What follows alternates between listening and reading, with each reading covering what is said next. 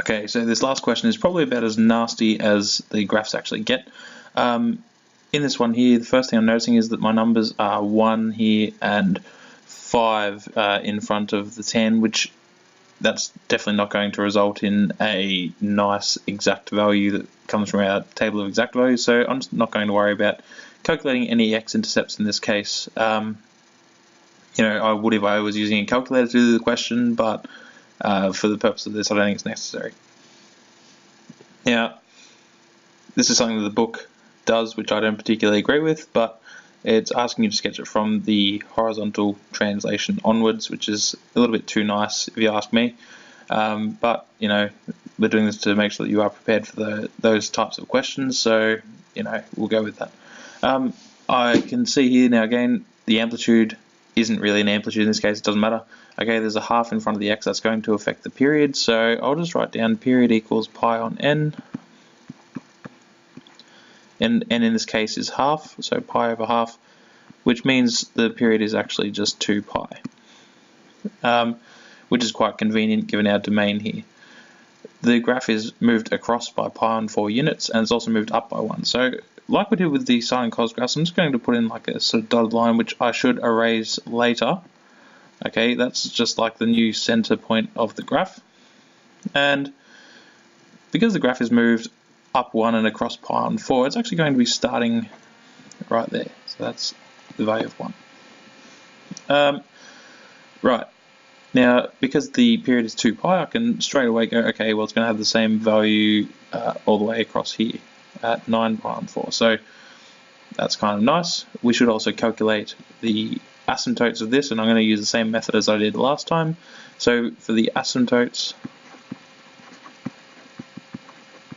we're going to let the angle half bracket x take pi on 4 equal, and those special values where the asymptotes occurred for the tan function were pi on 2 and 3 pi on 2 and so on. Okay, so all that I need to do then is multiply everything by 2, so x minus pi on 4 is equal to pi or 3 pi. The 3 pi is probably not going to be useful in this case. Add pi on 4, so x equals 5 pi on 4, and I'm not going to worry about the 3 pi part of it. So 5 pi on 4, that's pi, so that's 5 pi on 4 right there. That is where we get our vertical asymptote.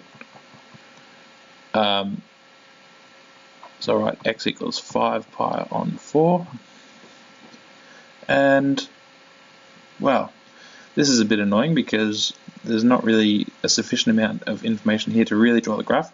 The next asymptote would be at 3 pi plus pi on 4, which is a fair way along this way, or otherwise we know that it's cyclical, so every 2 pi it repeats, so 2 pi units before this would be at negative 3 pi on 4, which is still some way back out here that we can't really see.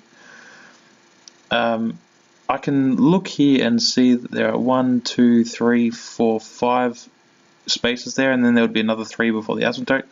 So because it's 8 spaces in total, the fourth space back should be, well, the x-intercept, which is now moved up 1, which, yeah, well, okay. Basically from here, I'm going to sort of do this just, very, in a very roundabout kind of way.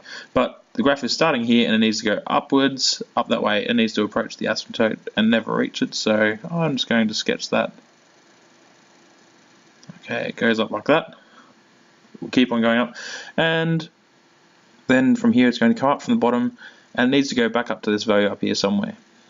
So something like that.